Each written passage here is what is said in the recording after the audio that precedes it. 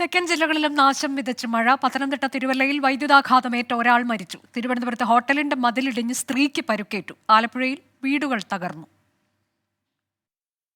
പത്തനംതിട്ട മേപ്രോൾ സ്വദേശി റെജിയാണ് പുല്ല് ചെത്തുന്നതിനിടെ പൊട്ടിവീണ വൈദ്യുത കമ്പിയിൽ നിന്ന് ഷോക്കേറ്റ് മരിച്ചത്. അനധികൃത വൈദ്യുത കമ്പിയാണ് പൊട്ടിവീണതെന്ന് KSEB. പത്തനംതിട്ടയിലും ആലപ്പുഴയിലും കാറ്റിലും മഴയിലും പലയിടങ്ങളിലും വീടുകൾക്ക് നാശനഷ്ടമുണ്ടായി. പള്ളാത്തുരുത്തി മാതുരം പള്ളിയിൽ അശോകന്റെ വീട് പൂർണ്ണമായി തകർന്നു. കൈനകരി പഞ്ചായത്തിൽ 3 വീടുകളുടെ മേൽക്കൂര തകർന്നു. വൈദ്യുതി തൂണുകൾ നിലം പൊത്തിയതോടെ പലയിടങ്ങളിലും വൈദ്യുതി തടസ്സപ്പെട്ടു.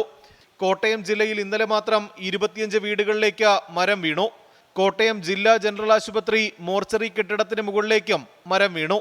കെട്ടിടം ഭാഗികമായി തകർന്നതോടെ മോർച്ചറിയുടെ പ്രവർത്തനം താൽക്കാലികമായി നിർത്തിവച്ചു. തിരുവനന്തപുരം മുക്കോലക്കലിൽ ഹോട്ടലിന്റെ മതിലിടിഞ്ഞ് വീണ സ്ത്രീക്ക് പരിക്കേറ്റു. ഹോട്ടലിൽ ഭക്ഷണം കഴിക്കാൻ വന്ന മാർത്താണ്ഡം സ്വദേശിനി രാജലക്ഷ്മിക്കാണ് പരിക്കേറ്റത്. കൊട്ടാരക്കര പവിത്രേശ്വരത്ത് കാറ്റിലും മഴയിലും വീട് ഭാഗികമായി തകർന്നു. വിവിധ ബ്യൂറോകൾക്കൊപ്പം 24 തിരുവനന്തപുരം.